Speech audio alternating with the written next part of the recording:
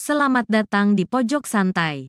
Sebelum Anda mendengarkan audiobook ini, kami menginformasikan bahwa channel ini adalah review audio dari buku yang ada di Indonesia. Untuk membaca keseluruhan buku ini, kami menyarankan membeli buku aslinya di toko buku kesayangan Anda, baik offline maupun online. Keberadaan channel ini dimaksudkan untuk membantu Anda mendapatkan pengetahuan dari buku-buku kesayangan Anda. Jangan lupa untuk subscribe, like, dan komen. Selamat datang di Pojok Santai, channel khusus yang membahas komik dan novel dengan cara asik. Pendekar Mabuk dan Dewa Racun sepakat untuk membantu kemelut yang terjadi pada Badai Kelabu dan Ratu Pekat. Seperti apa? Yuk langsung saja disimak video berikut ini.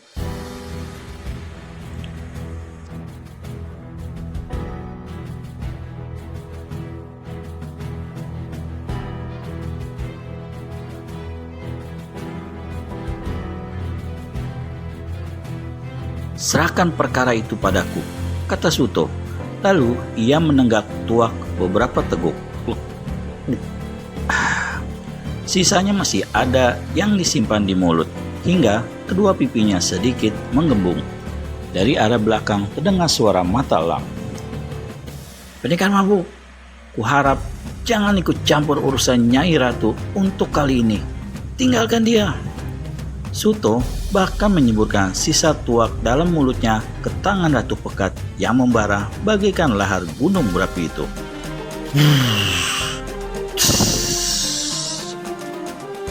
Tiba-tiba tangan yang mirip besi membara itu menjadi hitam dan berasap. Nyala baranya padam. Hal itu tidak menimbulkan rasa sakit pada tangan Ratu Pekat, hanya menimbulkan rasa heran yang sangat besar. Ratu Pekat membatin kata, "Gila, pukulan lahar iblisku bisa dipadamkan begitu saja dengan semburan tuaknya. Luar biasa, mengagumkannya anak muda sinting ini." Tangan Ratu Pekat yang hitam segera pulih menjadi kuning langsat seperti sedia kala tanpa memakan waktu yang lama. Hanya sekitar 3 helaan napas tangan itu telah menjadi bersih dan kering. Dari kejauhan, mata elang menyangka Suto mulai menyerang Ratu Pekat. Maka dengan kekuatan tenaga dalam yang disalurkan lewat sepasang matanya, keluarlah cahaya merah dari mata kiri si mata elang. Arah melesatnya sinar merah sebesar lidi itu menuju ke punggung Suto. Melihat gerakan sinar merah melesat ke arahnya, Suto hanya sedikit memiringkan badannya, hingga sinar itu membentur tabung bambu tempat menyimpan tuak. Tras! Cepaka Ungu terkejut bukan main sampai terlontar suara keras. "Awas!" Sinar merah yang mengenai bumbung bambu tempat tuak itu membalik, yang semula besarnya seperti sebatang lidi, kini menjadi lebih besar lagi, 3 kali lipat dari besar semula. Kecepatan geraknya pun melebihi kecepatan semula. Hampir saja mata elang tak sempat menghindari serangan yang membalik ke arahnya jika tubuhnya tidak disentakkan oleh tangan Cepaka Ungu dengan sekuat tenaga. Prok! Tubuh mata elang yang didorong keras oleh Cepaka Ungu terlempar dan membentur reruntuhan bekas pintu gerbang. Pelipisnya menghantam kuat sebuah benda keras dan akhirnya berdarah. Ia menyeringnya sambil memegangi pelipisnya.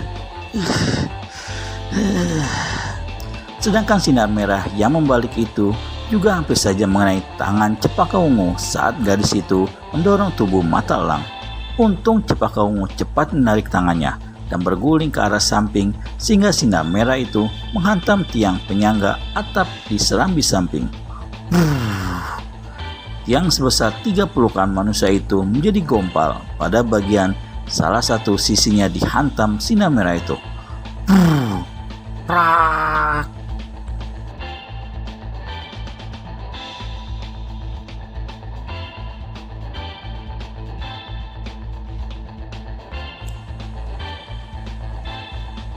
Ratu Pekat terkesima dan memandang tak berkedip ke arah tiang yang gompal dengan pasir dan bebatuannya yang menyembur kemana-mana.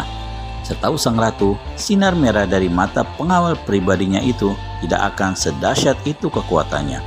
Paling bisa hanya menggompalkan tiang marmer sebagian kecil saja, tidak akan merusakkan sampai batas lewat dari pertengahan besarnya tiang seperti saat itu.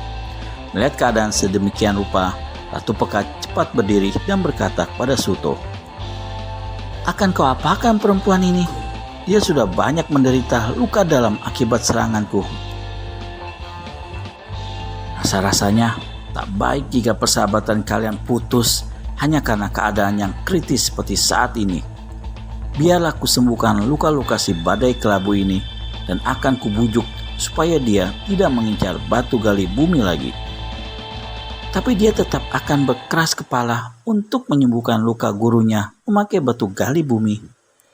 Aku yang akan menyembuhkan luka-luka gurunya itu." Ratu Pekat kerutkan dahi, tak yakin akan kemampuan pendekar mabuk. Sebab ia cukup tahu keparahan orang yang terkena pukulan pusaka tombak maut. Tapi kesangsian di hati Ratu Pekat hanya dipendamnya saja. Ia tidak mau melontarkannya. Karena pada saat itu, ia segera berpaling ke arah seseorang yang sedang dipanggil pendekar mabuk, tempat orang-orang yang membutuhkan pintu gerbang. "Singo Bodong, angkat dia ke dalam," teriak Suto. Orang bertubuh tinggi, besar, berperut sedikit buncit, jarinya sebesar pisang ibaratnya, segera datang mendekati pendekar mabuk. Dialah Singo Bodong, orang berwajah seram, angker, tapi tidak punya ilmu apa-apa, bahkan berkesan polos dan lugu. Ia dibawa oleh pendekar mabuk dalam perjalanannya, karena semula ia disangka tokoh keji bernama Dadung Amuk. Untuk lebih jelasnya, silakan teman-teman nonton serial Pendekar Mabuk dalam episode Utusan Siluman 7 Nyawa. "Apa yang harus kulakukan, Suto?" tanya orang berkumis tebal berpotongan seperti seorang warok. "Angkat perempuan ini ke dalam, aku akan mengobatinya. Menurutku, dia sudah sangat parah dan tinggal menunggu matinya saja, Suto. Sebaiknya angkat dia ke dalam," kertak pendekar mabuk. Singo Bodong ketakutan. Baik. Lalu ia bergegas mengangkat tubuh badai kelabu ke dalam istana. Bahkan langsung dibawa masuk ke dalam kamar yang khusus untuk tidur pendekar mabuk selama di Pulau Beliung itu. Ratu Pekat sempat berpapasan dengan mata elang yang memegangi pelipisnya. Darah karena luka benturan masih keluar dari pelipis itu. Sambil memeriksa luka tersebut, Ratu Pekat berkata, "Jangan lawan pendekar mabuk itu, dia sangat berbahaya. Ingat, jangan sekali-kali melawan atau membokongnya. Kau bisa lebih celaka dari saat ini, mata elang." "Baik, Nyai." Di dalam kamar itu, tubuh badai kelabu dibaringkan di atas lantai, bukan di atas tempat tidur. Sebab saat itu Cepaka Ungu segera ikut masuk ke dalam kamar dan membentak Singo Bodong, "Jangan taruh dia di atas pembaringan pendekar mabuk ya. Bisa kotor tempat tidur itu, goblok." Singo Bodong takut. Maka tubuh badai kelabu ditaruhnya di lantai. Tubuh itu sangat memprihatinkan. Lemah sekali dan dingin di telapak kaki serta di beberapa tempat lainnya. Napasnya memang masih ada, tapi sangat tipis dan tak kentara lagi helaannya. Cepaka Ungu sengaja ikut masuk ke dalam kamar itu, bukan semata-mata ingin melihat cara Suto melakukan penyembuhan terhadap tubuh yang tinggal menunggu lepasnya nyawa itu, tapi juga menampakkan rasa was-was karena ia takut kalau Suto melakukan kemesraan secara diam-diam dengan badai kelabu. Cepaka Ungu menyimpan kecemburuan yang tak mampu diungkapkan karena Suto tak pernah memberi sambutan terhadap hasrat hatinya. Buat Cepaka Ungu, kehadiran pendekar mabuk di Pulau Beliung adalah sesuatu yang menggembirakan juga menjengkelkan. Gembira karena hatinya terpikat kepada pendekar mabuk dan berharap mendapat sambutan hangat dari pendekar mabuk itu. Menjengkelkan karena Suto tak pernah memberi sambutan hangat yang diharapkan. Tetapi secara jujur, Cepaka Ungu mengakui kehadiran pendekar mabuk telah membuat hatinya lupa pada seseorang yang sudah 1 tahun menjalin hubungan cinta dengannya. Pengobatan yang dilakukan pendekar mabuk sangat sederhana, tapi membuat pendekar mabuk sedikit bingung. Ia berpikir beberapa saat, sampai akhirnya Dewa Racun yang berdiri di samping Cepaka Ungu bertanya, "Apa yang ingin kau lakukan, Suto?" Memasukkan tuak ini ke dalam mulutnya. Dia tidak bisa menelan apa-apa. Tenggorokannya bagai terkunci, harus dilakukan dengan paksa. Sebaiknya kau masukkan tuak itu lewat semburan dari mulutmu, usul Dewa Racun. Hah? Maksudnya? Cempaka Ungu menyela bicara. Suto menampung tuak dalam mulutnya, lalu mulutnya dirapatkan ke mulut badai kelabu, dan tuak di mulut pendekar mabuk disemburkan ke dalam mulut badai kelabu.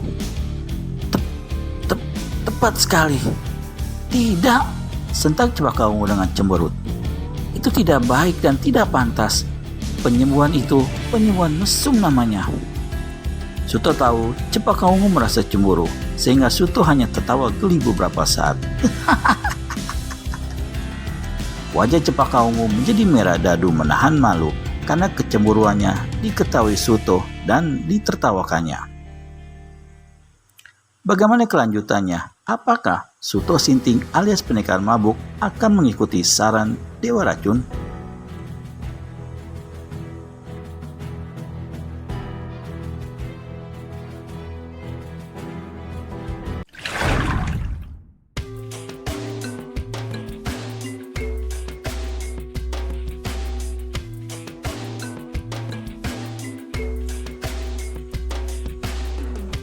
Tidak, sentak Cepaka Ungu dengan cemberut. Itu tidak baik dan tidak pantas. Penyembuhan itu penyembuhan mesum namanya. Suto tahu Cepaka Ungu merasa cemburu, sehingga Suto hanya tertawa geli beberapa saat. Wajah Cepaka Ungu menjadi merah dadu menahan malu karena kecemburuannya diketahui Suto dan ditertawakannya.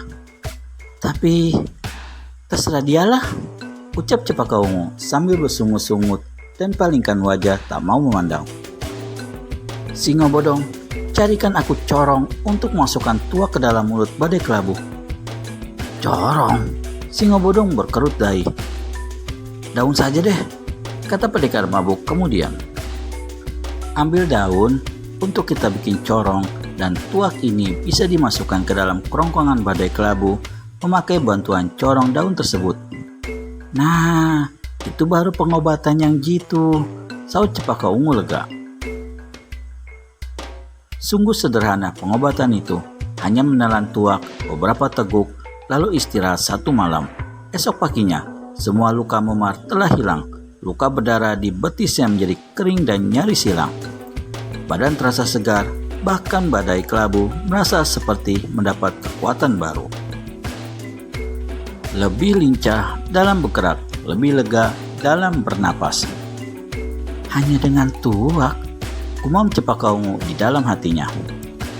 Apakah suatu saat nanti, kalau aku mengalami luka dalam atau luka luar biasa, cepat sembuh hanya dengan minum tuak? Kurasa tuak itu tidak sembarangan tuak. Tapi seingatku tuak itu diperoleh dari tuak yang diberikan oleh ibu. Apakah semua tuak yang diberikan oleh ibu mempunyai khasiat yang begitu tinggi untuk penyembuhan? Mengapa ibu diam saja dan tak pernah ceritakan hal itu padaku?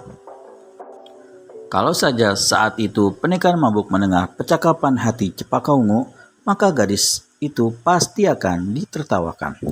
Cepaka Ungu berpendapat terlalu sederhana. Ia tidak tahu bahwa yang mempunyai khasiat mujarab dan hebat adalah bukan tuaknya, melainkan bumbung tempat menyimpan tuak itu. Sembarang tuak bisa masuk ke bumbung itu, tapi tidak sembarang bumbung bambu yang bisa mengeluarkan khasiat dahsyat seperti itu. Bumbung bambu itu dulu bekas milik si gila tuak semasa mudanya.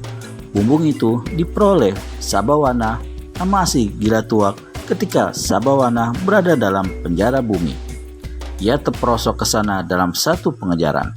Musuh yang dikejarnya adalah Yopradigda, yang kemudian bergelar malaikat tanpa nyawa dan dikalahkan oleh Kila Tuak. Yopradigda pada waktu itu berhasil mengubah diri menjadi seekor belalang dan terbang ke sana kemari karena takut tertangkap oleh Sabawana.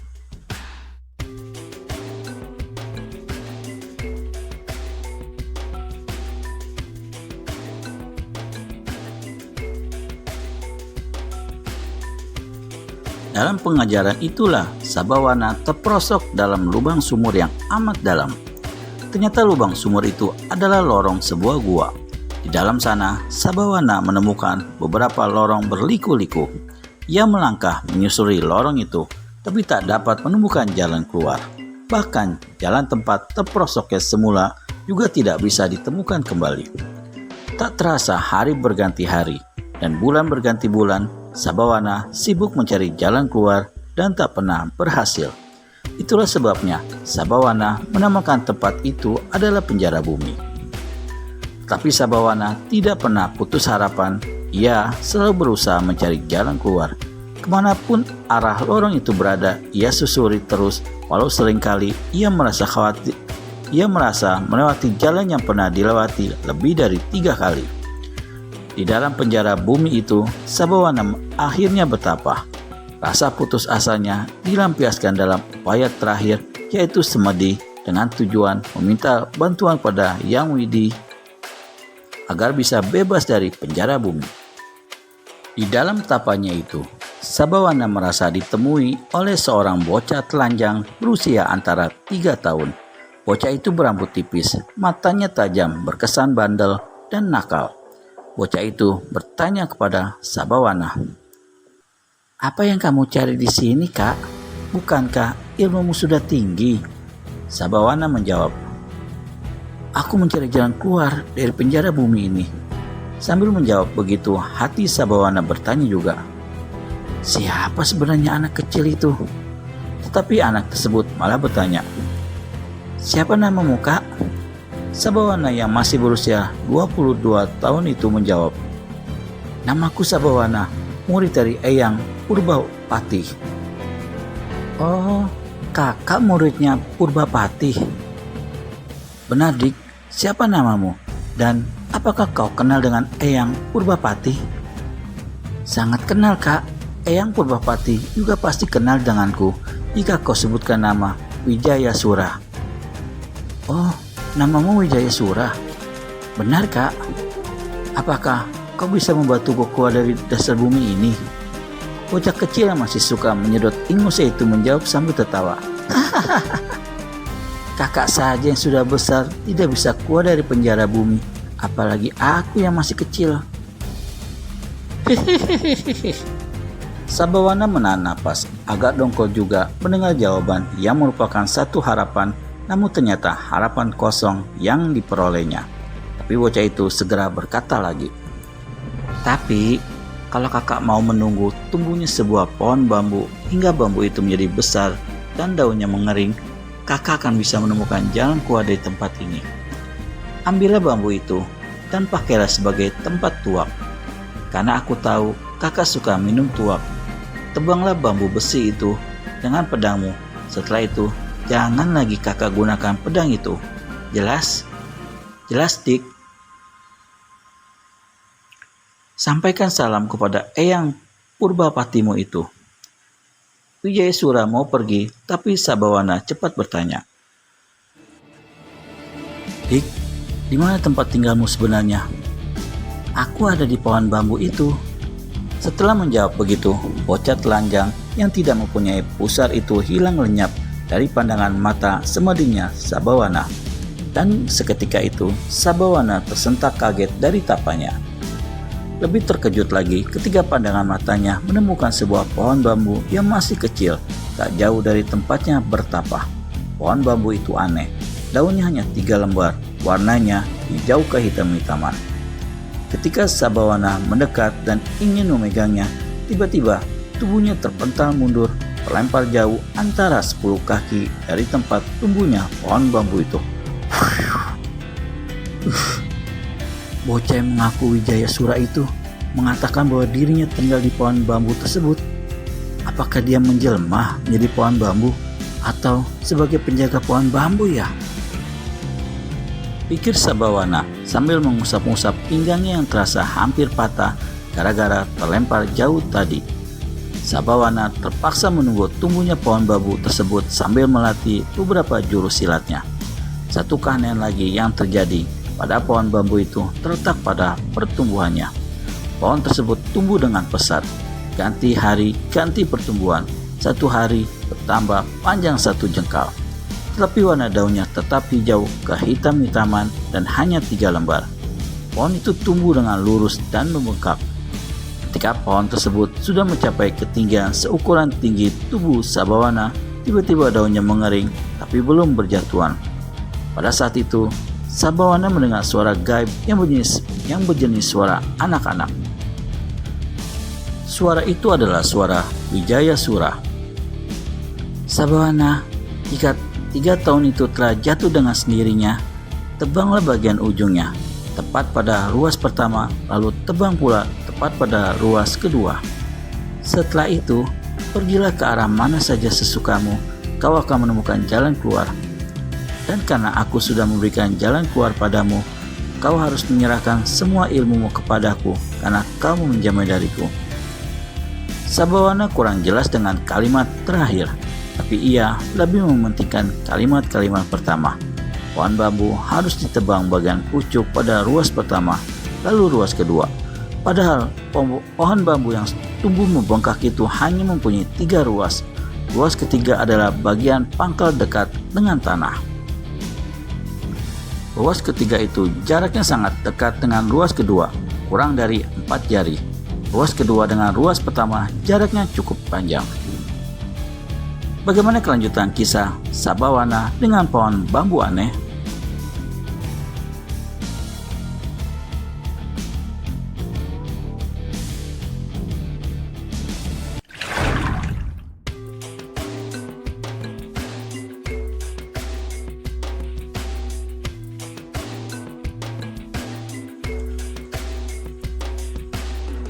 Tapi ia lebih mementingkan kalimat-kalimat pertama. Pohon bambu harus ditebang bagian pucuk pada ruas pertama, lalu ruas kedua. Padahal pohon bambu yang tumbuh membengkak itu hanya mempunyai 3 ruas. Ruas ketiga adalah bagian pangkal dekat dengan tanah. Ruas ketiga itu jaraknya sangat dekat dengan ruas kedua, kurang dari 4 jari. Ruas kedua dengan ruas pertama jaraknya cukup panjang.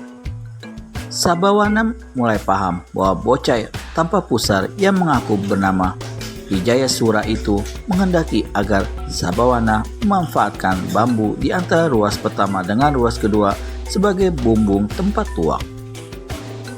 Maka Sabawana pun mulai menebang bambu berwarna coklat dengan sedikit semburat warna hitam pada bagian ruas keduanya. Tentu saja hal itu ia lakukan setelah 3 lembar daun bambu jatuh ke tanah dan lenyap tanpa bekas. Bambu itu tidak mempunyai kekuatan yang melemparkan tubuh Sabawana ketika didekati. Karenanya, Sabawana bisa menebang dengan bebas dan leluasa. Hanya anehnya, ketika pedangnya dipakai menebang ruas kedua, pedang itu patah bersamaan dengan terpotongnya bambu tersebut. Tentu saja, pedang itu tak bisa digunakan lagi dan ditinggalkan oleh Sabawana di dekat sisa potongan pohon bambu. Dan anehnya lagi, sisa potongan pohon bambu itu menjadi lenyap setelah Sabawana melangkah 3 tindak dari tempatnya menebang tadi. Sabawana mencari-cari bekasnya, tapi tak ditemukan sama sekali. Yang ada hanya sisa pedangnya yang bergagang menyerupai guci tuak berukuran kecil. Apa yang dikatakan oleh suara gaib dari Wijaya Sura itu memang benar. Kemanapun arah yang dituju oleh Sabawana, ia selalu menemukan tempat terang sebagai jalan keluar dari gua tersebut. Dan ketika ia muncul, ternyata ia berada di lereng sebuah gunung. Gunung itu dikelilingi oleh lautan. Sabawana segera menyimpulkan bahwa gunung itu berada di tengah lautan. Sabawana mengenal gunung itu bernama Karakato, yang untuk kemudian hari banyak disebut-sebut orang sebagai gunung Krakatau. Cepat-cepat Sabawana pulang ke pesanggrahan gurunya dan ia menemui Eyang Purbapati, lalu ia menceritakan pengalamannya.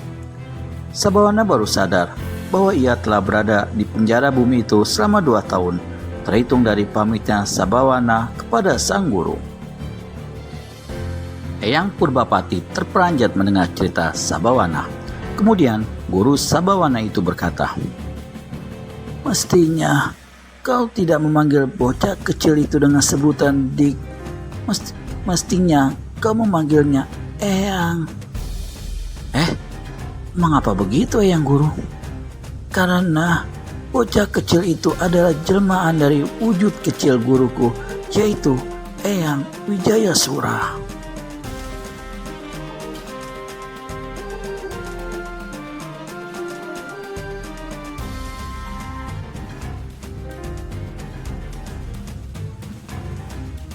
Hah?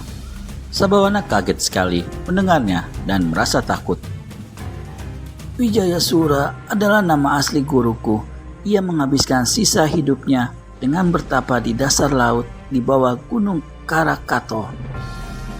Eyang Wijayasura adalah manusia tanpa pusar dan semua ilmuku yang kuturunkan kepadamu adalah ilmu milik beliau.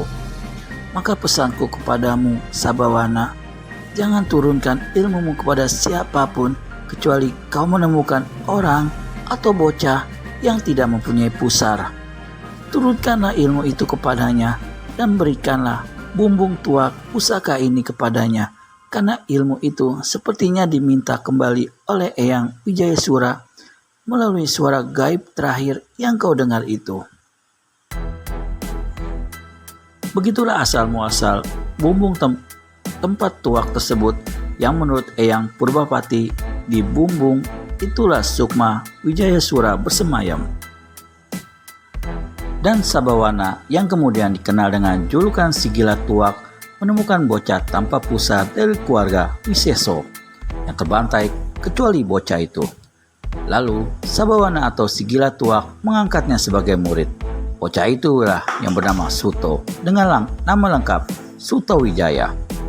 Bocah itulah yang kemudian tumbuh sebagai pemuda gagah, perkasa dan tampan wajahnya, gemar minuman tuak sehingga mendapat gelar pendekar mabuk dan akrab dipanggil dengan nama Suto Sinting. Untuk lebih jelasnya, silakan teman-teman nonton serial Pendekar Mabuk dalam episode Bocah Tanpa Pusar. Apakah Suto Wijaya adalah titisan dari Wijayasura? Hanya Eyang Purbapati yang bisa menjelaskannya, karena si gila tuak sendiri tidak bisa memastikannya. Yang jelas, Wijayasura menemui ajalnya dengan cara muksa atau lenyap tak berbekas kecuali pakaiannya. Suto tidak menceritakan pengalaman yang didengar dari mulut si gila tuak itu kepada siapapun. Karena menurutnya, hal itu tidak begitu penting untuk diceritakan kepada siapapun untuk menghilangkan kesan menyombongkan diri. Ia hanya mengingat-ingat pesan gurunya bahwa lebih baik mengutamakan kepentingan orang banyak daripada mengutamakan kepentingan diri sendiri. Itulah sebabnya Suto pun merasa punya kewajiban menolong guru badai kelabu yang terancam mati karena terkena pukulan pusaka tombak maut. Hanya saja badai kelabu masih sedikit sangsi dengan kemampuan Suto. Terang-terangan ia berkata, "Pusaka tombak maut adalah pusaka yang ganas dan berbahaya, apalagi di tangan orang-orang angkara murka.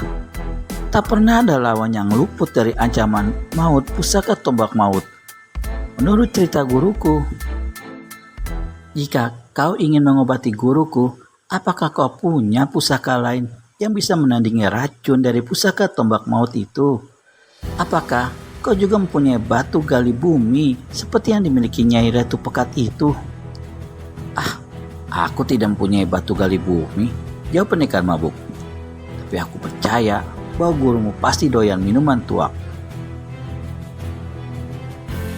"Kau ini sinting amat sih, orang sakit kau suruh minum tuak. Kau pun tadinya terluka parah dan menjadi sehat seperti pagi ini karena minum tuakku. Aku hanya sakit biasa. Lukaku bukan karena luka terkena senjata pusaka tombak maut, sedangkan guruku sakitnya kan karena terkena pusaka tombak maut. Tidak ada pusaka yang tidak mempunyai kelemahan, sama halnya tidak ada orang kuat yang tidak mempunyai kelemahan." Di atasnya ada orang kuat, ada yang lebih kuat lagi. Di atasnya orang sakti, ada yang lebih sakti lagi. Begitulah falsafah hidup yang mestinya kau sadari, badai kelabu. Perempuan itu memalingkan wajah, memandang Suto Sinting dengan dahi berkerut. Lalu ia ceploskan kata dengan suara pelan. Jadi, kau merasa lebih sakti dari guruku? Aku tidak berkata demikian loh. Jawab pendekar mabuk sambil tersenyum bijaksana dan menawan hati setiap perempuan, termasuk hati badai kelabu sendiri saat itu. Badai kelabu mengambil sebutir batu seukuran biji salak dan berkata, batu hitam ini sangat keras. Guruku bisa meremas batu hitam ini dalam satu kali genggaman dan hancur menjadi serbuk-serbuk hitam. Apakah kau bisa melakukan begitu? Sambil senyum-senyum, pendekar mabuk mengambil batu itu dari tangan badai kelabu. Lalu ia berkata, menggenggam batu begini. Suto menggenggam batu itu dan membuatnya menjadi hancur berbentuk serbuk-serbuk hitam adalah hal yang amat mudah. Tapi, apakah gurumu bisa membuat batu ini menjadi kembar dua dalam satu genggaman tangan? Hah? Maksudmu kembar dua bagaimana? Seperti ini. Suto membuka genggamannya. Mata perempuan itu terkesiap melihat batu dalam genggaman Suto menjadi dua, sama besar, sama warnanya, dan sama bentuknya. Badai kelabu dibuat melongo mulutnya oleh permainan Suto yang diperolehnya dari ilmu bibi gurunya, yaitu Bidadari Jalang. Badai kelabu tak mengerti bahwa pendekar mabuk mempunyai ilmu sihir dari Bidadari Jalang yang dulu pernah dikenal dengan sebutan Ratu Sihir oleh sekelompok golongan, terutama oleh para tokoh tua di daerah Tanah Jawa Wetan. Sebelum habis rasa kagum badai kelabu, Suto kembali berkata sambil menggenggam lagi dua batu kembar tersebut. Meremas batu agar menjadi hancur hanya dibutuhkan pemusatan tenaga dalam yang dibarengi tersalurnya hawa panas inti dalam tubuh kita. Maka batu pun bisa hancur menjadi serbuk hitam seperti ini. Suto membuka genggamannya. Badai kelabu kerutkan dahi karena di telapak tangan pendekar mabuk ia tidak melihat serbuk hitam hasil dari remasan tangannya. Suto hanya tersenyum ketika badai kelabu berkata, tak ada serbuk hitam. Batu itu hilang dari genggamanmu. Siapa bilang? Cobalah kau sentuh bagian atas telapak tanganku. Badai kelabu menyentuhnya dengan jari telunjuk. Benarkah yang dikatakan Suto Sinting alias pendekar mabuk? Temukan jawabannya di video selanjutnya hanya di channel Pojok Santai. Segera subscribe dan tekan tombol lonceng untuk mendapat notifikasi video terbaru dari kami. Terima kasih dan sampai bertemu kembali.